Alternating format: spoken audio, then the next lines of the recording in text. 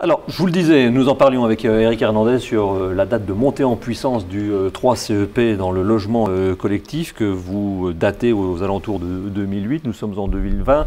Le système est arrivé à son adolescence, va-t-on dire. Il y a une certaine maturité qui est là. Cependant, la solution a demandé un certain point de vigilance et ça fait le lien justement avec la pression qu'évoquait tout à l'heure Alain Baudin suite à la question du tweet. Il y a eu quelques anomalies constatées et vous avez listé certaines d'entre elles.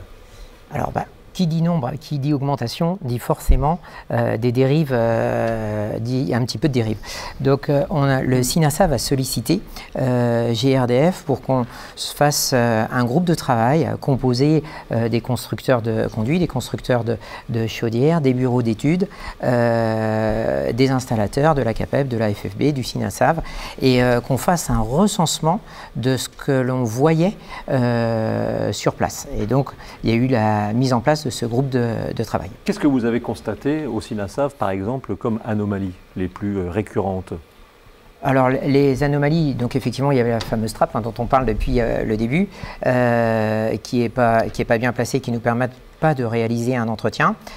D'autres anomalies, c'est un mauvais ébavurage du conduit central dont on parlait et qui permet un recyclage des fumées, des mises en sécurité de chaudière et donc des pannes intempestives pour les utilisateurs.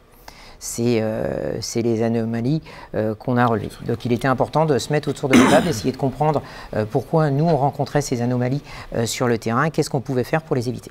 Jérôme Maldonado, la technologie, quand on voit le reportage, le premier reportage que nous avons visionné ensemble, ne paraît pas pourtant très compliqué. Ça n'est pas de la haute technologie, sans vouloir être péjoratif vis-à-vis de celles et ceux qui les posent. Non, non, c'est pas de la haute technologie, c'est des technologies traditionnelles, mais qui ont su évoluer avec le temps, en fait. On a, dans ce métier-là, on est passé de la dépression, vous l'avez vu, à la pression.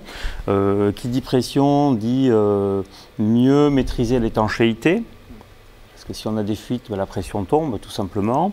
Et donc il a fallu travailler sur le moteur, sur le ventilateur des chaudières, mais aussi sur les problèmes de clapet pour éviter la recirculation. Il a fallu, comme ce sont des chaudières à condensation, traiter les problématiques liées au siphon des chaudières, puisque la récupération d'eau d'une chaudière à condensation est connectée à la chambre de combustion.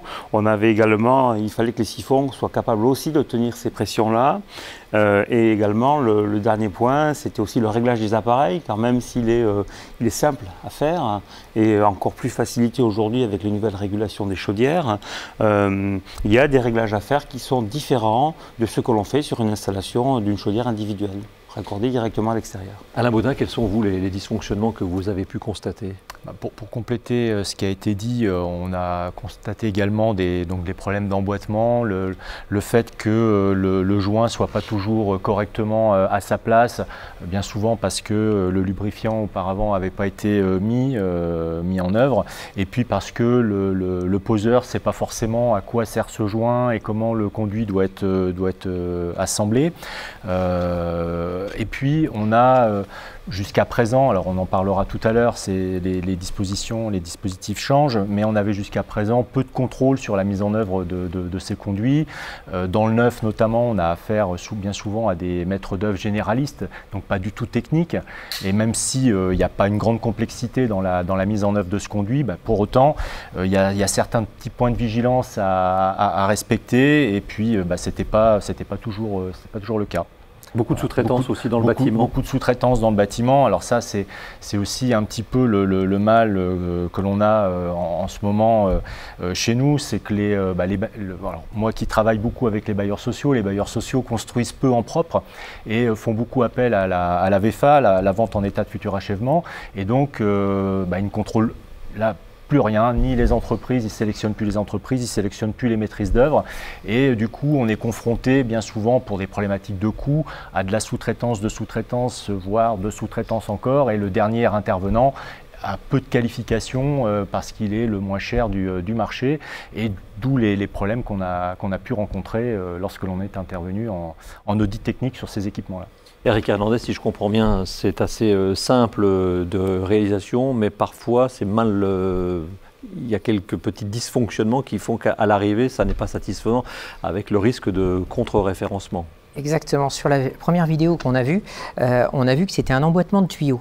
Et on pourrait penser, comme c'est dans les gaines techniques, que c'est un emboîtement de tuyaux, comme on pourrait avoir un emboîtement de tuyaux de PVC pour les évacuations d'eau. Sauf qu'il ne faut pas oublier qu'un conduit 3CEP, c'est un conduit de fumée. Et ça nécessite, dans la mise en œuvre, du soin et de l'application. Et c'est ça qui pêchait un petit peu. Mathieu Helbert, c'est exigeant, pas compliqué. Oui, si je résume. On a pu le voir en fait lors de cette vidéo. C'est un montage qui n'est pas forcément des plus complexes, mais qui nécessite une certaine exigence, une certaine rigueur dans la mise en œuvre. Et c'est bien pour ça que c'est encore sous avis technique. Hein. Ce n'est pas un produit qui est tombé dans le domaine traditionnel, couvert par une norme ou un DTU. Donc on n'a pas de règle de l'art spécifique pour le sujet, mais on a un avis technique avec des prescriptions précises, ainsi que ce qu'on appelle un CPT, un cahier des prescriptions techniques communes, qui s'applique à l'ensemble des produits 3CEP ayant un avis technique. Donc il faut respecter scrupuleusement ces prescriptions au risque d'avoir des défauts, des malfaçons avec potentiellement un dysfonctionnement à terme.